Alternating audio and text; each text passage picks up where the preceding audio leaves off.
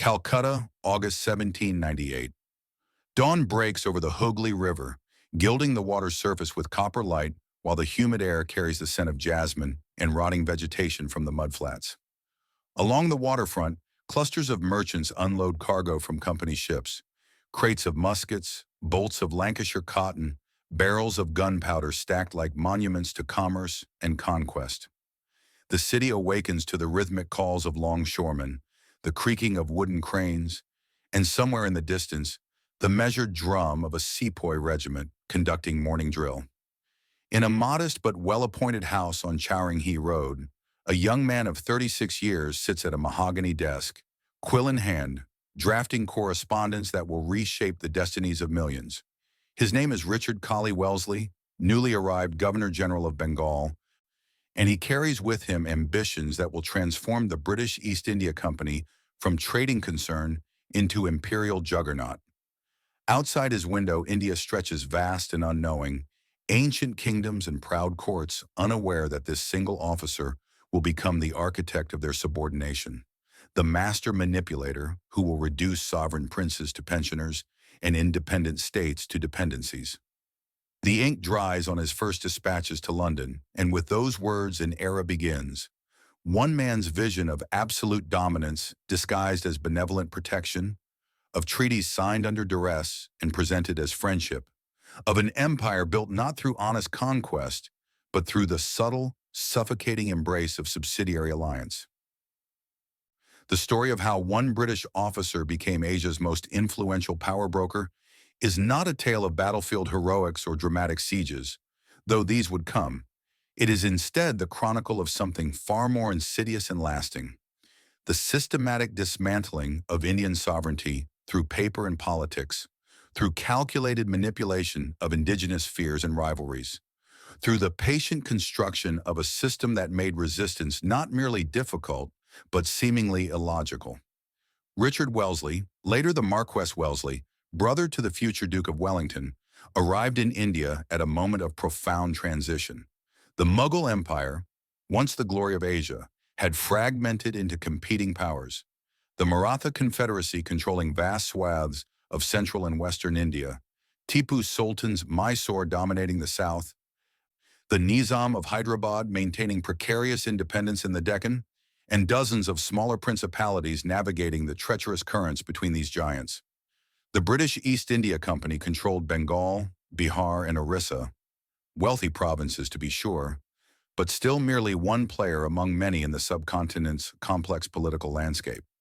What Wellesley understood, with a clarity that eluded his predecessors and would define his tenure, was that India's political fragmentation was not an obstacle to British power, but rather the very instrument through which that power could be maximized. Where others saw chaos, he perceived opportunity. Where others counseled caution, he engineered expansion. And where others imagined partnership between the company and Indian states, he designed a system of permanent subjugation dressed in the language of protection and alliance. The foundations of ambition.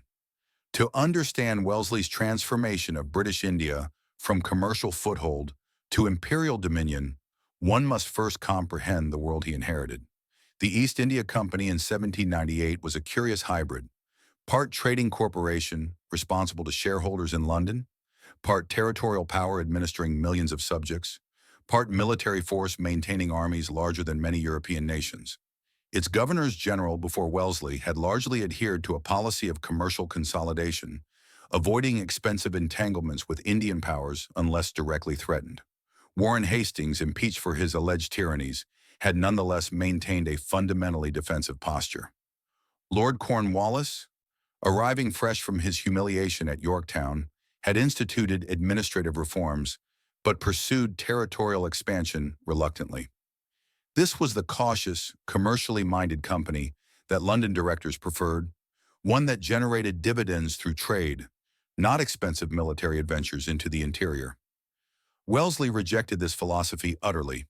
From his first months in Calcutta, he bombarded the directors with dispatches arguing that the company's existing possessions could never be secure while powerful independent Indian states surrounded them. French influence in Indian courts, real and imagined, became his justification for intervention. Revolutionary France's ambitions in Egypt and beyond created genuine anxiety in London, and Wellesley weaponized these fears with ruthless efficiency. Every Indian ruler who maintained French military advisors became, in Wellesley's correspondence, a potential Jacobin ally ready to overthrow British power. Every diplomatic mission from France or her allies became proof of a vast conspiracy against company interests. The reality was far more mundane.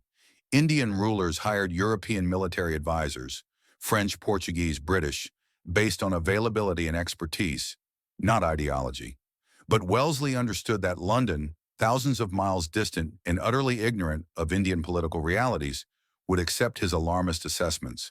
Fear became policy, and policy became conquest.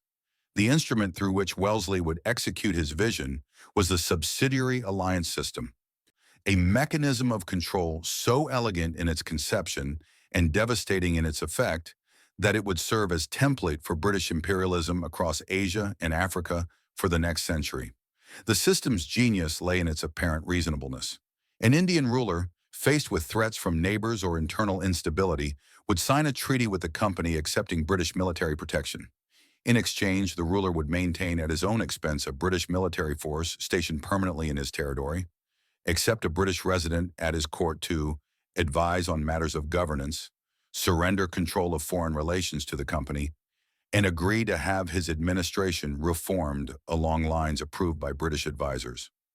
On paper, the arrangement seemed almost beneficial. Guaranteed protection against external threats, relief from the expense of maintaining one's own large military establishment, and access to British military expertise. Dozens of Indian rulers, facing genuine dangers and desperate for security, would accept these terms. Only later would they discover they had signed away their sovereignty, their independence, their very existence as meaningful political entities. The brilliance of Wellesley's system was its self-perpetuating nature.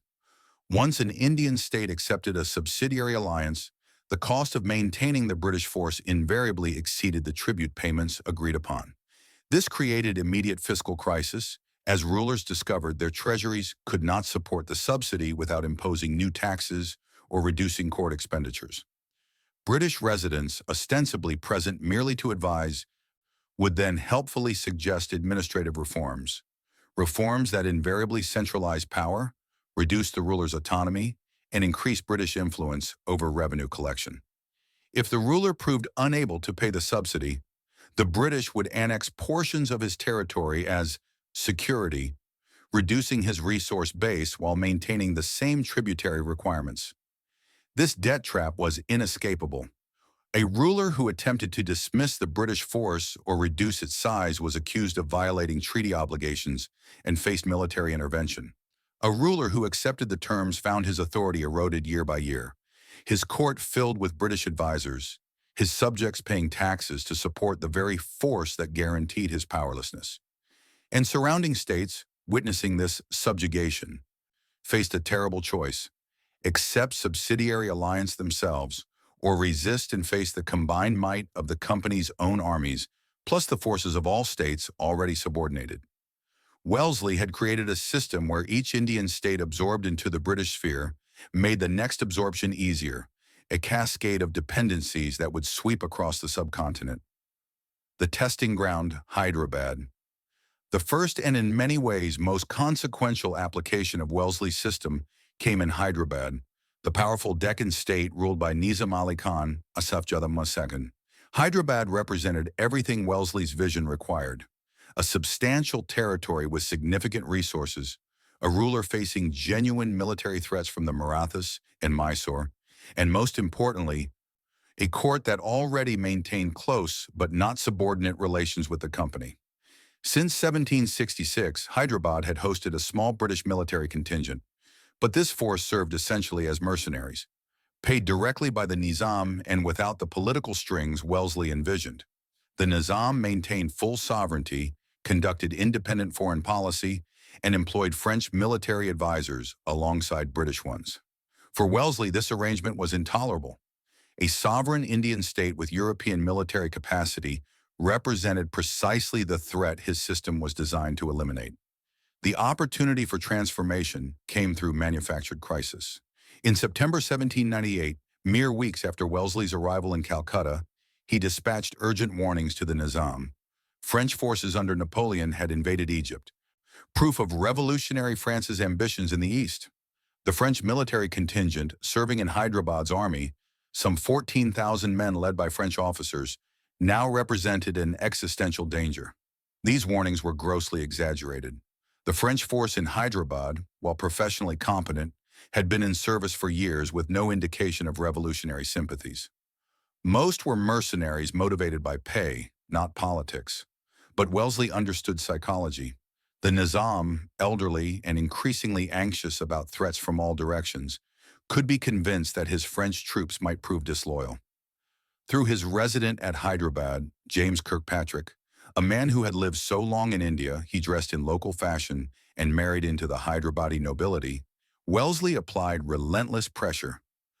The message was clear: dismiss the French immediately or face British wrath. Simultaneously, Wellesley offered the solution: a new treaty that would replace the French contingent with a massive British force of 6 battalions of sepoys and 2 battalions of European infantry plus artillery, approximately 9,000 men. The cost to the Nizam would be staggering, but Wellesley sweetened the arrangement by offering to accept territory rather than cash payments. This was the trap's key mechanism. Indian rulers often struggled to raise cash tribute but possessed lands in abundance. By accepting territory as payment, the company could expand its direct holdings while simultaneously weakening the tributary state. The Nizam, genuinely frightened by Wellesley's warnings and facing Maratha pressure on his borders, agreed. On September 1st, 1798, the Treaty of Hyderabad was signed. The French corps was disbanded, its officers pensioned off or expelled. A massive British force marched into Hyderabad territories, and one of India's most powerful states became, almost overnight, a British dependency. The consequences rippled outward immediately. The Nizam ceded territories yielding approximately 24 lakh rupees annually, sufficient, Wellesley claimed, to support the British force. But this calculation was deliberate fiction. The actual cost of the subsidiary force far exceeded these revenues, creating immediate fiscal pressure. British residents began advising on revenue collection, judicial reform, military organization, every aspect of governance. Within months, the Nizam discovered he no longer controlled his own administration. Appointments required British approval. Foreign correspondence was monitored and often drafted by the Residency. His army, stripped of its French-trained corps, became dependent on British officers for discipline and training. Most devastatingly, he could no longer pursue independent foreign policy. When Tipu Sultan of Mysore sent envoys seeking alliance against growing British power, the Nizam could not even receive them without British permission. The ruler of Hyderabad remained on his throne, his titles intact, his court ceremonial continuing, but he ruled nothing. Real power had passed to the resident's office, and through the resident to Calcutta, and through Calcutta to London. A sovereign state had become a protectorate, and the transformation had required no battle, no siege, no dramatic conquest, merely a treaty signed in desperation and fear. The Southern Campaign, breaking Mysore. If Hyderabad demonstrated the subsidiary alliance system's potential, Mysore proved its military complement. Not every Indian state would accept subordination through treaty. Some rulers, more perceptive or more stubborn, recognized Wellesley's system for what it was: extinction disguised as protection. Tipu Sultan of Mysore was such a ruler. Educated, militarily sophisticated, and having fought the British to a standstill in 2 previous wars, Tipu understood precisely what Wellesley intended.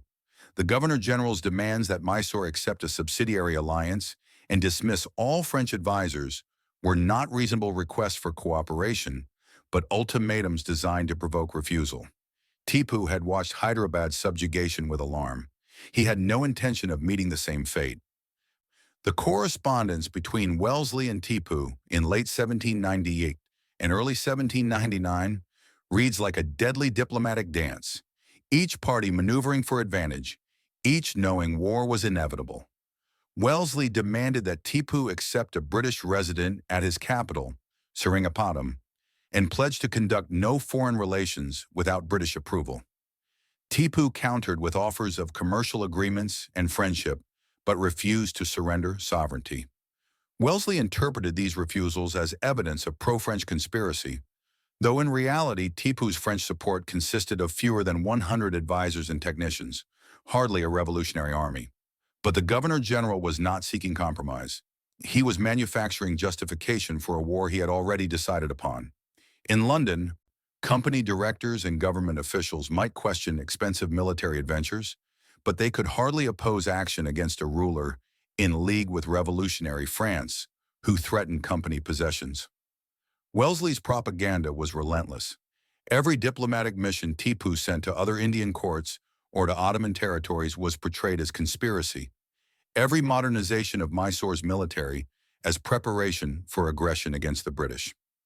The Fourth Anglo-Mysore War, launched in February 1799, was less a conflict between equal powers than a coordinated strangulation. Wellesley assembled overwhelming force, British armies advancing from both the east and the west, plus the subsidiary forces of Hyderabad, the Nizam's troops now fighting under British command against a state that had long been Hyderabad's rival. This was the subsidiary system's military dividend. Indian soldiers and resources deployed in British strategic interests, reducing the cost to the company while maximizing force projection. Tipu faced perhaps 70,000 enemy troops with fewer than 30,000 defenders. The disparity was by design. Wellesley had learned from previous conflicts that Indian states could fight the British to stalemates if they possessed adequate resources and leadership. The solution was to ensure they never faced the British alone, but rather confronted the combined might of the company and every Indian state already subordinated.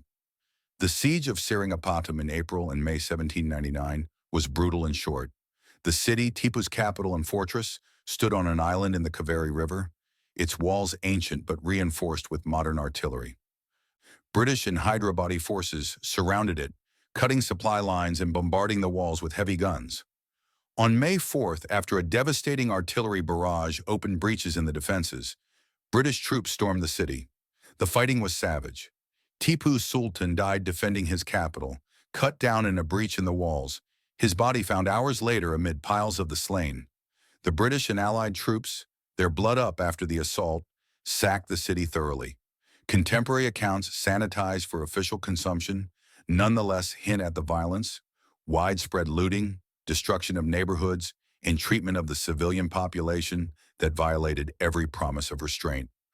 The company's share of plunder from Seringapatam was estimated at £15 million, a fortune that more than justified the war's expense in the eyes of shareholders.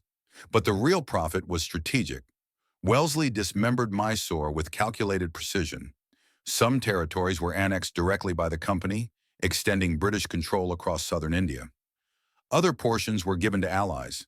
Hyderabad received districts that increased the Nizam's territory while binding him more closely to British interests, and the Kingdom of Mysore was reduced to a rump state, placed under a compliant Hindu dynasty that had ruled before Tipu's Muslim forebears seized power.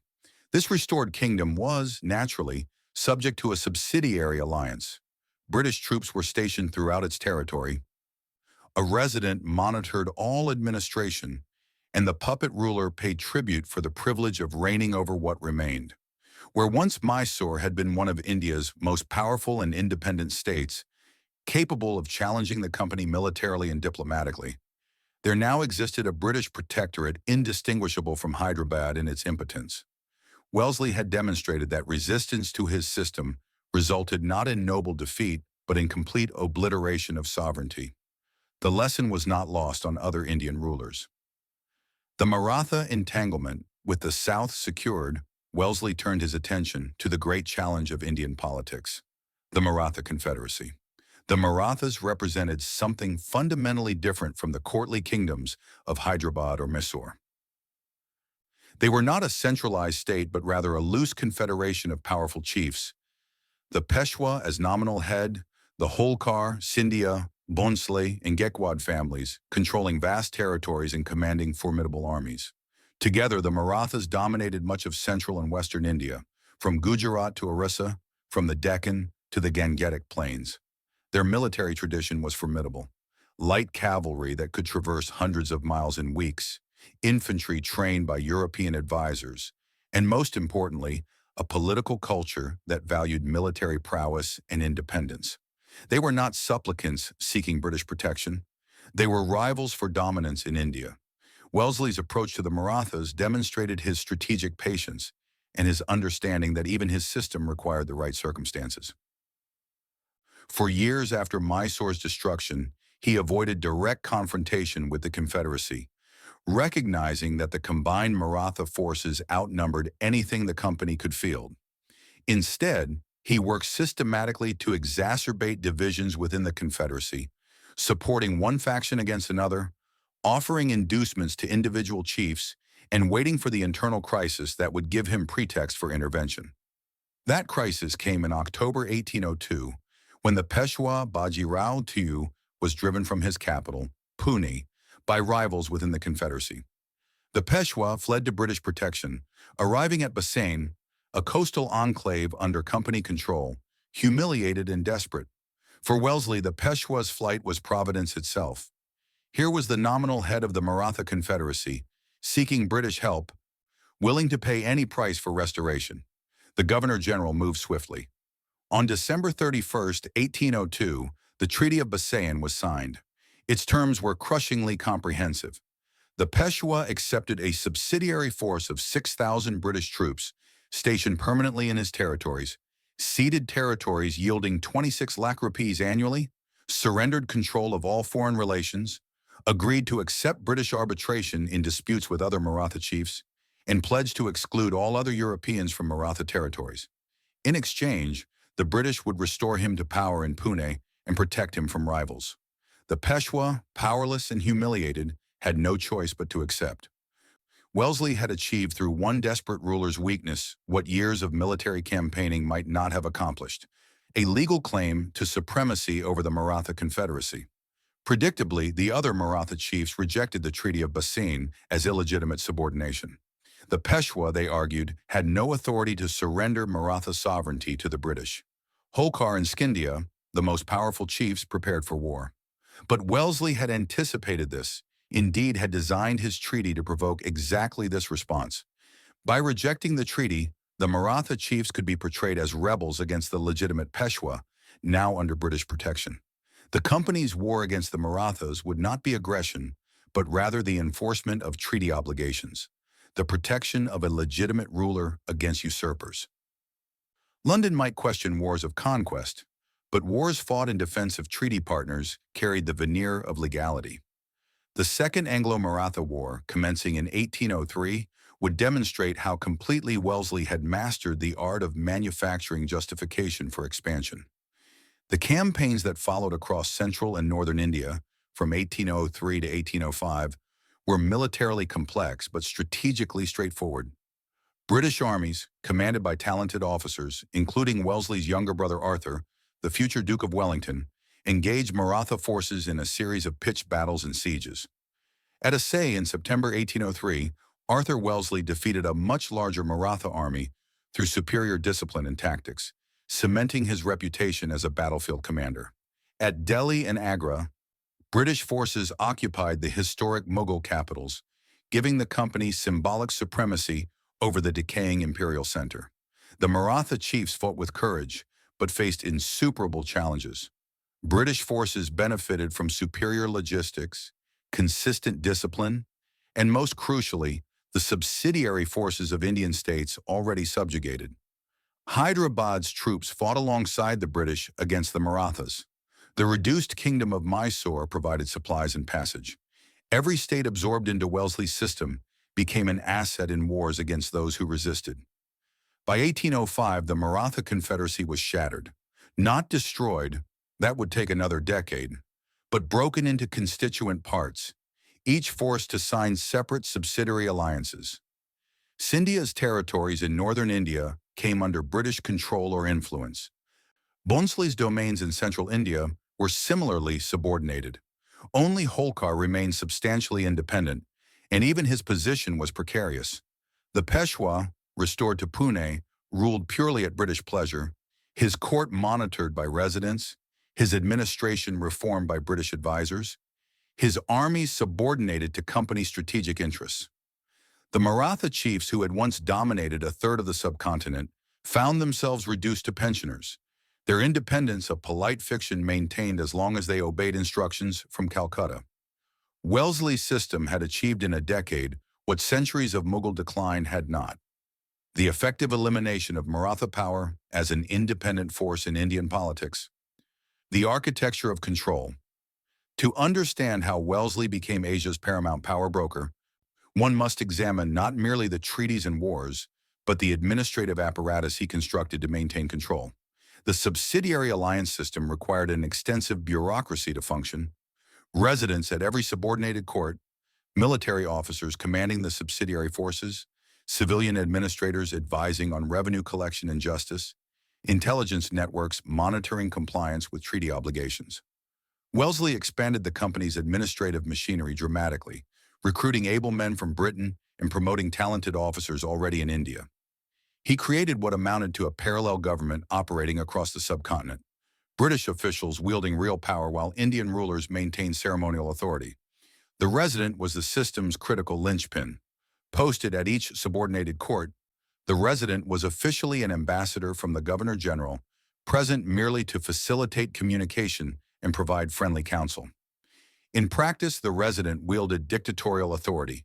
He controlled all correspondence between the Indian ruler and external parties, ensuring that foreign relations passed through British approval.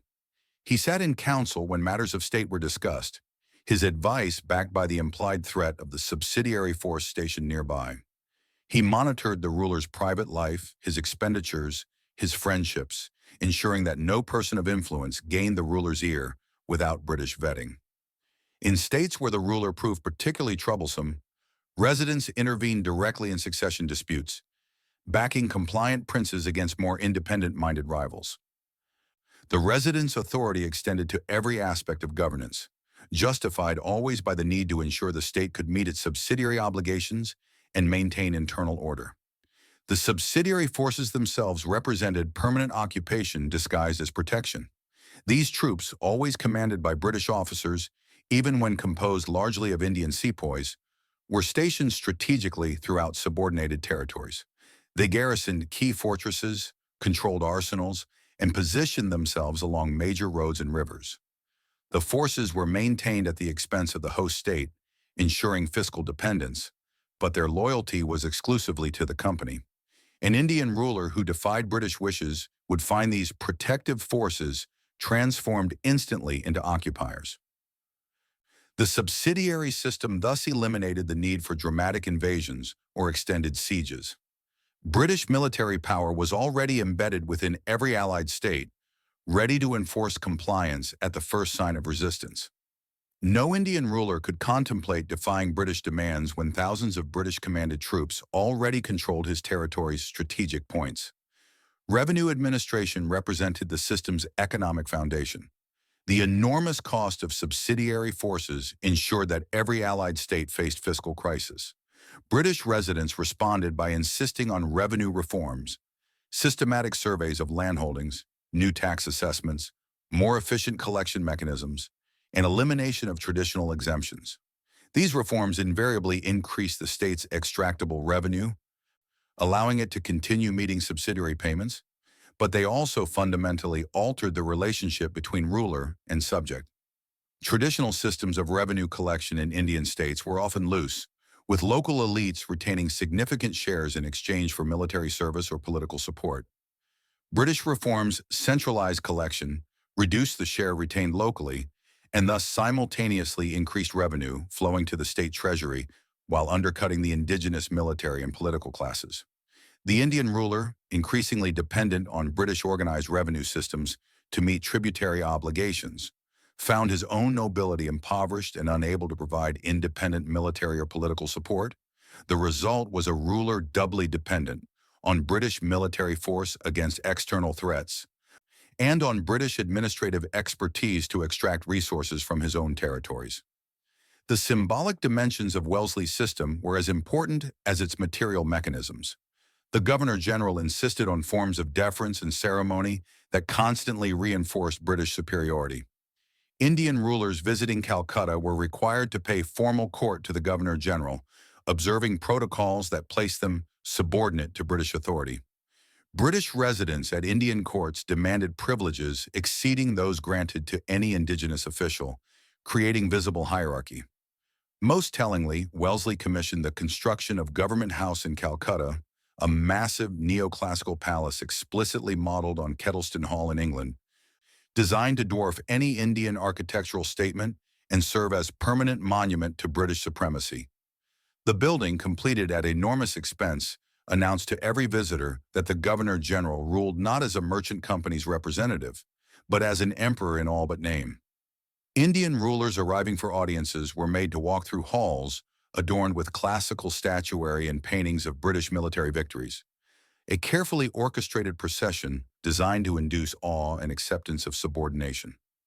The human cost behind the treaties and administrative reforms, the military victories and diplomatic triumphs, lay the vast human cost of Wellesley's system, a cost rarely calculated in company ledgers, but devastating in its scope.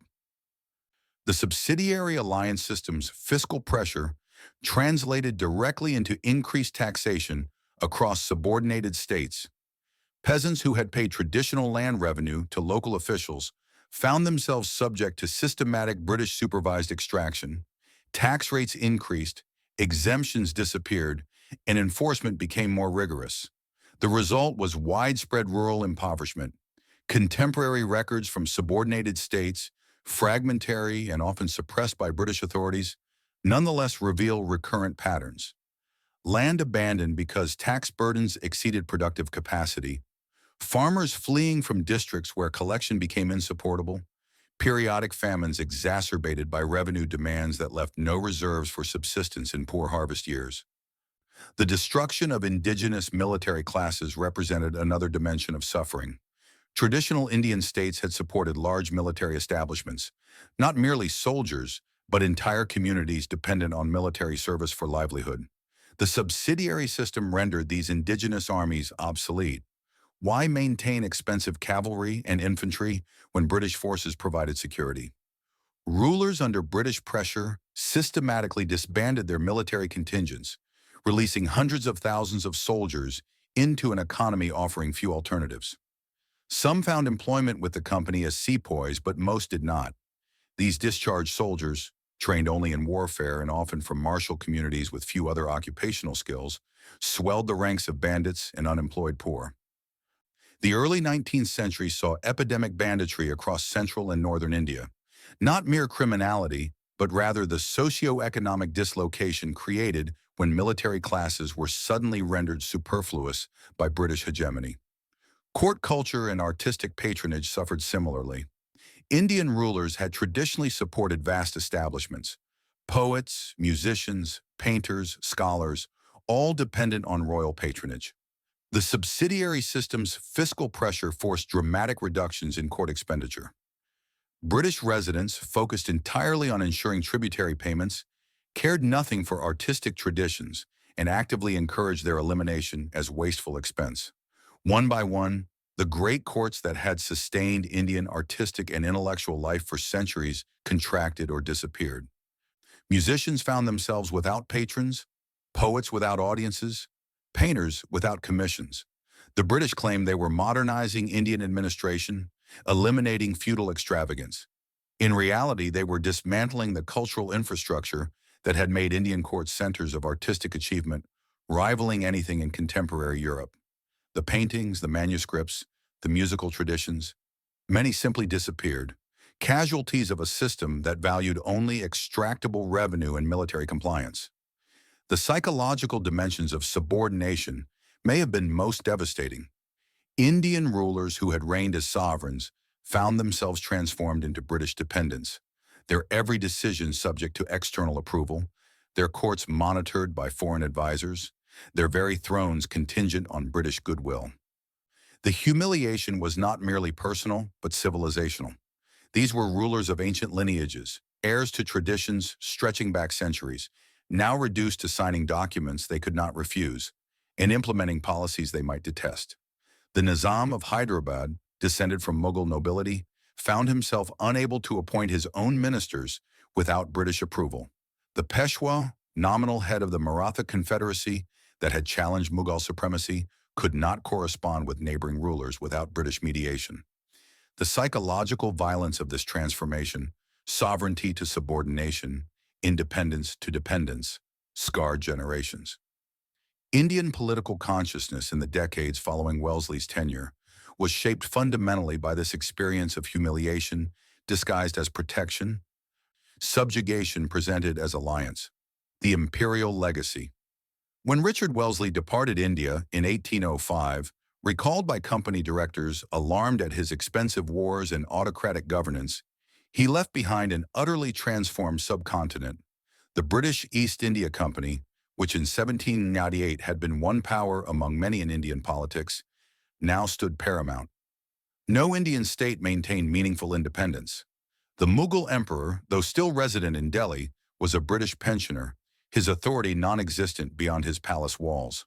The great powers that had dominated Indian politics for generations, Mysore destroyed, Hyderabad subordinated, the Maratha Confederacy shattered, existed only as British dependencies. From the Indus to Burma, from the Himalayas to Cape Comorin, no Indian ruler could conduct foreign relations, maintain military forces, or implement domestic policies without British approval. The company's territories and subordinated allies together encompassed perhaps two-thirds of the subcontinent, generating revenues and military manpower that made British India one of the most powerful states in Asia. Wellesley's achievement was not merely territorial, but systemic. He had created a model of imperialism that required minimal direct administration or military occupation. The subsidiary alliance system allowed the British to control vast territories through compliant local rulers who bore the costs of administration while surrendering sovereignty. This system would serve as template for British imperial expansion globally. In Malaya, the Persian Gulf, East Africa, wherever the British sought to extend influence without the expense of direct colonial administration, the Wellesley model would reappear. Local rulers maintaining nominal authority, British residents wielding real power, subsidiary forces ensuring compliance, and treaties binding indigenous states into permanent dependence. The informal empire, the empire of influence rather than direct rule, the empire that minimized British administrative costs while maximizing control. This was Wellesley's enduring invention. The military implications of his system were equally profound. By 1805, the company controlled Indian manpower reserves that no European power could match. The subsidiary forces of allied states plus the company's own armies meant that British India could field hundreds of thousands of troops at costs dramatically below what European recruitment would require. Indian soldiers, sepoys, proved adaptable, disciplined when well led, and crucially, willing to fight anywhere British strategic interests required. These Indian armies would fight in Afghanistan, in Burma, in China, in Africa, in World War I and World War II. The military power that would sustain British global hegemony for a century rested fundamentally on the system Wellesley created. Indian manpower, commanded by British officers, deployed in British strategic interests, paid for by Indian revenues extracted through the subsidiary system's administrative apparatus. The intellectual and ideological legacy may have been most insidious. Wellesley and his apologists justified the subsidiary alliance system through claims of civilizational superiority and benevolent protection. Indian states, they argued, were corrupt, tyrannical, unstable, incapable of good governance without British guidance. The subsidiary system was presented not as conquest, but as modernization, not as subjugation, but as partnership between enlightened British administrators and backward Indian rulers requiring supervision. This rhetoric of benevolent imperialism, of the white man's burden before that phrase was coined, would dominate British Indian discourse for the next century and a half. The claim that British rule benefited Indians, that empire was ultimately for the good of the colonized, that independence would mean chaos and suffering. All these arguments trace directly to the Wellesley era's justifications for systematic subordination. The ideological framework that would sustain British imperialism against growing Indian nationalism was fundamentally shaped by the need to justify what Wellesley had done. The reduction of sovereign states to dependencies through manufactured crises and treaties signed under duress. The contradictions of power. Yet for all his achievement in British imperial terms, Wellesley's system contained contradictions that would ultimately undermine the empire he built. The subsidiary alliance system's fiscal pressure created resentment not merely among displaced elites, but among ordinary subjects taxed to support British forces garrisoned in their territories. Across subordinated states, populations saw their rulers humiliated, their taxes increased, their courts monitored by foreigners, their armies disbanded, and all justified as necessary for security and good governance. The disconnect between British rhetoric of protection and the reality of subordination and exploitation generated lasting skepticism about British intentions. When rebellion came, in 1857, it would erupt precisely in the territories most thoroughly penetrated by Wellesley's system. The subsidiary states whose rulers had lost authority, whose military classes had been displaced, whose subjects had experienced decades of increasing taxation and diminishing autonomy. The military dimensions of the system also contained seeds of its destruction. The company's armies relied overwhelmingly on Indian sepoys, recruited primarily from northern India's martial communities. These soldiers made British power possible, but they were not automata. They maintained religious beliefs, caste identities, and communal loyalties that the company's British officers often misunderstood or dismissed. The sepoys served for pay and pride, but they also absorbed the humiliations their society suffered. They saw rulers they had been raised to respect reduced to British dependence. They watched traditional military classes, often their own communities, displaced by British officers and disbanded as redundant. They experienced officers who knew nothing of their customs issuing orders that violated religious or caste obligations. The 1857 rebellion would begin among sepoy regiments, spreading rapidly because the grievances that motivated soldiers reflected broader social dislocations created by decades of British expansion and subordination. The administrative apparatus Wellesley created also fostered resistance. British residents and advisors, however well-intentioned individually, represented permanent foreign presence monitoring every aspect of governance. Their advice subordinated indigenous political traditions to British notions of efficiency and order. Their revenue reforms disrupted traditional relationships between rulers and subjects. Their insistence on British legal and administrative norms marginalized indigenous officials and elites who had previously exercised authority. The result was the creation of large classes within Indian society: displaced officials, impoverished military elites, subordinated nobles, overtaxed peasants, who had direct experience of British rule and found it wanting. These groups would provide leadership, manpower, and ideological energy for the nationalist movements that would eventually challenge and overthrow British rule. The system's very success created its ultimate contradiction. Wellesley's model of subordination through alliance worked because Indian states initially existed as genuine independent powers with whom one could sign treaties. But as the system expanded, subordinating state after state, it created a landscape where indigenous sovereignty barely existed. The fiction that subordinated rulers remained independent monarchs in alliance with the British became transparently absurd. When every decision required British approval, when every policy was implemented by British advisors, when every military action was conducted by British-commanded forces, what meaning remained in claims of alliance? The subsidiary alliance system, designed to avoid the costs of direct imperial administration, gradually necessitated exactly that administration as the fiction of indigenous sovereignty became unsustainable. Later, British governors-general would increasingly annex subordinated states outright, eliminating rulers whose symbolic independence had become meaningless. The doctrine of lapse, by which the British seized states lacking natural heirs, and the outright annexation of Awadh in 1856, represented the logical conclusion of Wellesley's system. If Indian rulers possessed no real authority, why maintain them at all? But this transition from subordination to direct imperial rule would generate exactly the resentment and resistance that the subsidiary system had been designed to avoid. The man behind the system. Understanding. Wellesley's transformation of British India requires examining the man himself. Richard Colley. Wellesley was no crude militarist or simple merchant.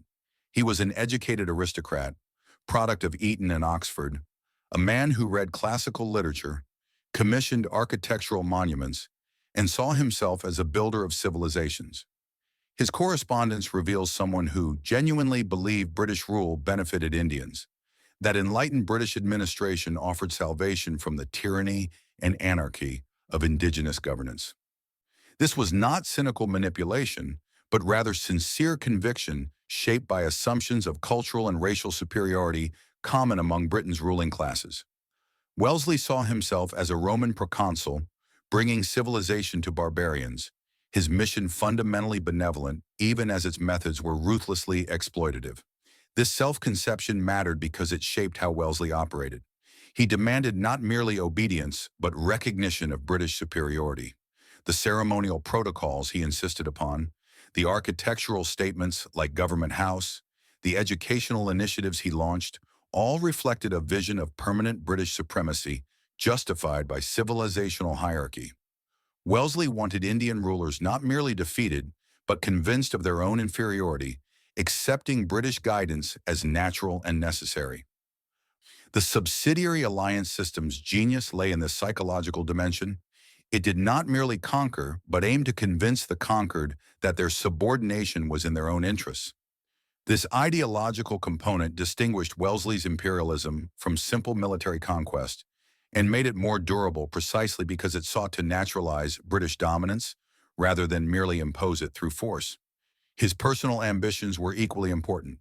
Wellesley sought not merely to serve the company, but to carve out permanent aristocratic status for his family. His extensive territorial acquisitions in India were motivated partly by strategic calculation, but also by awareness that successful imperial proconsuls received titles and honors from the crown. He schemed constantly for a marquisate, pressuring London to recognize his achievements with aristocratic elevation. This personal ambition aligned perfectly with imperial expansion. Every territory conquered, every state subordinated, every treaty signed justified claims for greater honor and higher rank. Wellesley's transformation of British India from commercial to territorial empire was simultaneously a vehicle for personal aggrandizement. The empire he built enriched Britain while elevating the Wellesley family to permanent nobility. The conflicts of interest between company commercial interests, British imperial strategy, and personal ambition were never resolved. They simply converged in expansion. His relationships with subordinates and allies revealed both the strengths and limitations of his approach. Wellesley recruited and promoted talented officers, recognizing ability regardless of social background. Many of British India's most capable administrators and military commanders rose under his patronage. But he also tolerated no dissent. Officers who questioned his policies found themselves reassigned or dismissed. Residents who developed sympathy for the Indian rulers they monitored were replaced. The system Wellesley built required absolute loyalty to his vision of British supremacy, and he constructed an administrative culture that rewarded compliance while marginalizing independent judgment. This created short-term efficiency, orders were executed swiftly, policies implemented uniformly, but long-term rigidity. The British Indian administration he shaped became increasingly incapable of adapting to indigenous resistance or understanding nationalist aspirations, because it had been designed to implement orders rather than question assumptions. The Reckoning. The final accounting of Wellesley's legacy requires acknowledging uncomfortable truths. In British imperial terms, he was astonishingly successful.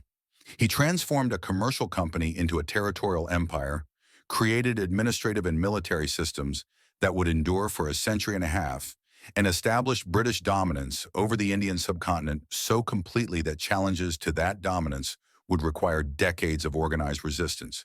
The India that achieved independence in 1947 still bore the administrative, linguistic, military, and economic imprints of the system Wellesley created. The map of South Asia, divided between India and Pakistan, reflected borders Wellesley's expansion had helped determine. The Indian Army, Pakistan Army, and Bangladeshi military all traced institutional lineages to the sepoy forces Wellesley and his successors commanded. British India's legal codes, railway network, educational system, bureaucratic structures. Much of modern South Asia's institutional framework derived from the empire Wellesley founded. From the perspective of Indians subjected to his system, however, the judgment must be harsher. Wellesley's policies subordinated sovereign states, dismantled indigenous political and military institutions, extracted wealth to serve British interests, and established patterns of exploitation that would persist for generations.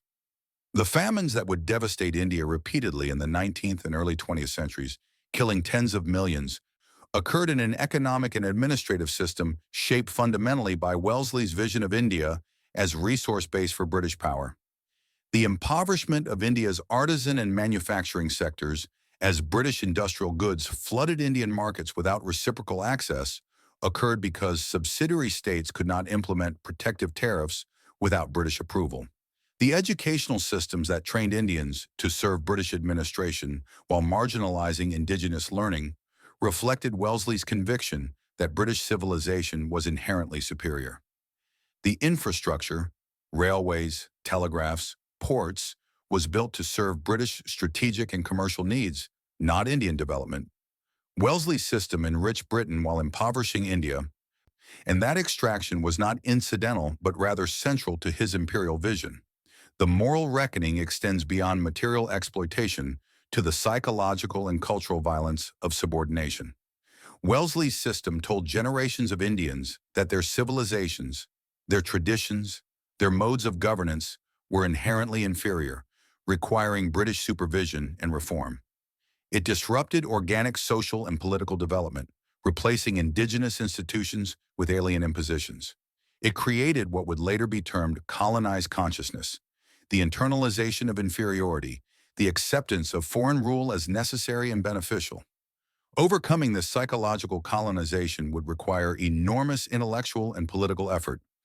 Movements like the Bengal Renaissance and the Indian National Congress working for decades to rebuild confidence in indigenous civilization and capacity for self-governance. The fact that these movements ultimately succeeded, that India achieved independence and democratic self-rule, should not diminish recognition of the damage Wellesley's system inflicted. Epilogue. Twilight in Calcutta, a century after Wellesley's departure.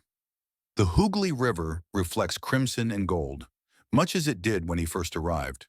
But the city has transformed beyond recognition. Government House still stands, monument to imperial ambition, but the bureaucrats who now work within its walls are preparing not for permanent empire, but for the transition to independence that everyone recognizes as inevitable. The subsidiary alliance system that Wellesley created has evolved through annexations and rebellions into direct imperial administration, and that too is crumbling as nationalist movements demonstrate that British rule rests ultimately on Indian acquiescence, and that acquiescence has expired. The rulers of the princely states, descendants of those who signed Wellesley's treaties, heirs to kingdoms he subordinated, now negotiate not for greater independence within empire, but for terms of accession to an independent India. The empire one British officer built through treaty and manipulation, through military force and administrative control, is dissolving as its subjects reclaim sovereignty. The symbolism lies not in grand monuments or dramatic battles, but in something quieter and more profound. The treaties themselves, those documents that transform sovereign rulers into subordinates, gathering dust in archives. They were written on paper, and paper burns. They were enforced through military power, and military power proves temporary. They rested on claims of civilizational superiority, and those claims have been exposed as self-serving fiction.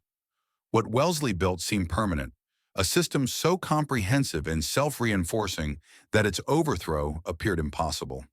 Yet it contained from its inception the mechanisms of its own destruction, the subordination that generated resentment, the exploitation that created poverty, the cultural arrogance that unified diverse peoples in opposition, the military power built on soldiers who would eventually question why they fought for foreign masters. The lesson, perhaps, is one of hubris and its inevitable reckoning.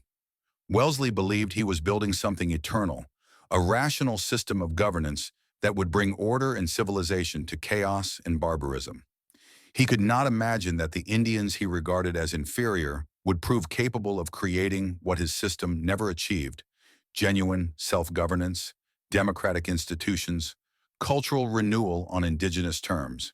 He could not conceive that the empire he built through manipulation of indigenous divisions would fall because Indians learned to overcome those divisions and unite in opposition.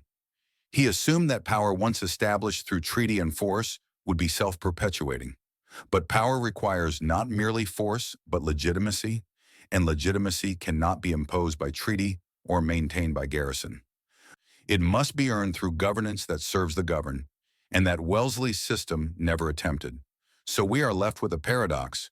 One British officer who became the most influential power broker in Asia, who shaped the destinies of millions and established an empire that endured for generations, yet whose ultimate achievement was to demonstrate the limits of power divorced from justice, of order imposed without consent, of civilization claimed but not embodied.